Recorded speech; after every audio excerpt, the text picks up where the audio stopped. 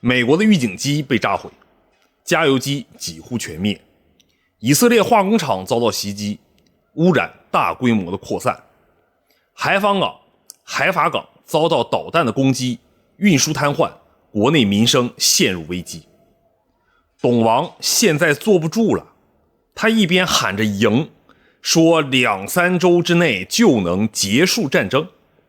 一边不甘心地派出地面部队，妄图用少量的陆战队给盟友们壮胆。每当看到美国陆军上阵，很多人以为特朗普的口号就能成真，美国就会真刀真枪的速战速决，把伊朗打服。以色列呢就能高枕无忧，美国也能体面收场。但是现实根本就不是这么一回事儿。实际上呢，以色列的地面部队被真主党游击队拖进了泥潭，北部边境已经成了火海，以色列亡国风险摆上了台面啊！美国在海湾的高科技装备损失很大，超过30亿美元就这么没了。如此惨状，特朗普还这么高调，他到底在玩什么把戏呢？各位早上中午半夜起的观众朋友们，大家好，我是五人，感谢你的点赞、留言和关注，你的举手之劳对我非常重要。就在3月31日，特朗普公开表态，说美军可以在2至3周内结束对伊朗的军事行动，不需要和伊朗先达成任何的协议。听起来多硬气啊，多像速胜宣言啊！可就在同一天，知名的情报网络已经确认了，美国欲向中东增派超过5万的部队，其中包括海军陆战队近5000人，82先遣队2000至3000人，还有潜在的额外1万人的后备动员。董王同时威胁要对伊朗能源设施发动地面入侵，目标直指石油终端和多个化工厂。这不是结束战争，是把赌注直接加到了最大。权威航运数据和卫星图像显示美军航母编队仍在霍尔木兹附近保持高强度的巡航，但是并不敢太贴近伊朗。地面部队集结点从沙特苏丹王子基地一直延伸到约旦和伊拉克的边境。这里有一个矛盾点大众总觉得董王在收手，其实他是在用2至3周结束的嘴炮掩盖大规模地面入侵准备。但他这么操作，把国内的反战游行直接就推到了800万人的规模，同时国际油价维持在$100左右，始终下不来。这套双标操作把不讲武德4个字演绎的淋漓尽致。不过伊朗和抵抗之狐可不管董王的嘴炮伊朗过去1周把打击的重点转向水电、化工厂和通讯基础设施。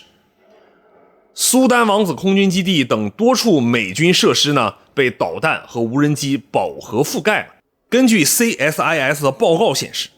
美军近期的损失已经逼近30亿美元，其中包括通信雷达、卫星终端和多架加油机，以及一架 E-2 预警机。美军军官确认，过去1周新增12至15名士兵受伤，累计死亡13人。特朗普嘴上喊着2至3周结束，伊朗实际用低成本导弹把美军后勤链和指挥链打得七零八落。美军高科技装备再牛，面对不对称饱和式攻击也扛不住。基地被砸后，补给协调能力直接断崖式下滑。特朗普威胁地面入侵，以为能速胜，结果伊朗先把基础设施战打响，把美以想靠战争赚到红利直接打成负资产。你想想看特朗普一边说结束，一边增兵5万多，这不正好说明他自己心里也没底，只能用更大规模的军事冒险来掩盖已经出现的败相了吗？我们呢，再把视野拉到以色列这边，看看这个真主党游击战是怎么把以色列的地面部队拖成如此惨状的。3月2日啊，真主党打破了停火协议后，用火箭弹、反坦克导弹、无人机伏击和地面小队渗透，把以色列北部边境变成了消耗战泥潭。IDF 在黎巴嫩南部村庄的地面作战中，已经确认阵亡10至15名士兵，其中还包括很多年轻军官。北部8万居民已经被疏散了，数个城镇多次被200枚以上的火箭弹覆盖。铁穹系统拦截成本高昂但真主党游击队战术让以色列地面部队陷入长期出血状态。3月12日单日200枚火箭加20架无人机袭击，是开战以来最大规模。部分导弹穿透了防空网，击中了工业设施和住宅区。以色列军方承认北部经济活动已经基本停摆了，农业和旅游业项目直接都归零。这里必须要拆解一下真主党这套新的作战体系它已经不是2024年那套简单火箭雨，而是2026年升级后的混合游击战体系。24年 BB 机事件加上后续的以色列的定点清除，让真主党游击队损失巨大。不过经过1年多的蛰伏，真主党发现从前他们是游击队，但是由于参与了叙利亚战争，导致自己的规模无限扩张，变成了军队。军队就要非常有条理、密集、现代化的组织和信息网，这导致以色列渗透和科技压制更为方便。所以经过24年的教训以后，真主党变回了以前的游击队模式，信息传递就用土办法，人跑腿，纸张信件，部队化整为零，回到家族、村庄、散兵模式，这样就最大程度地阻止了以色列的渗透。所以这段时间呢，我们惊奇地发现，从前让 IDF 无所适从的游击战回来了。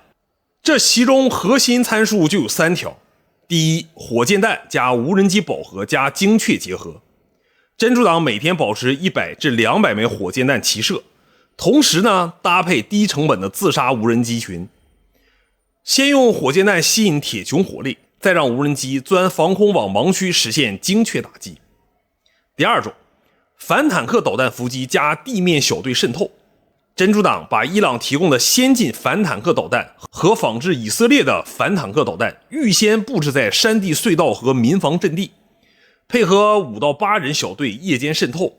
直接打击以色列坦克和装甲车的侧翼。第三呢，电子战加情报融合。真主党用伊朗提供的商用无人机和地面传感器实时共享美以军队动向，形成传感器打击评估的闭环，让以色列地面部队每前进一步都要付出高昂的代价。大众总觉得真主党游击队原始，但实际参数显示，这套体系把成本不对称发挥到了极致。真主党单次打击成本可能只有$18,000，以色列拦截加装备损失却要动辄100万甚至上千万。小椅子想速战速决，结果被真主党拖进了游击战的消耗。以色列北部地面部队损失惨重，北部已经成为了火海。董王嘴上喊着2至3周结束，实际上把以色列推到了亡国的危险边缘。伊朗这边也不闲着，转向打击水电化工厂等基础设施，直接把美以战争红利打成负资产。这一点呢更值得深挖。伊朗的导弹重点瞄准水电站、化工厂和能源设施，美以联军空袭再猛也挡不住低成本不对称的反击，结果就是化工厂原料泄露，导致大片地区变成污染地。而且油价呢始终维持在$100附近全球的供应链断裂了。美以想靠战争赚钱，结果先把自己的能源成本打爆了。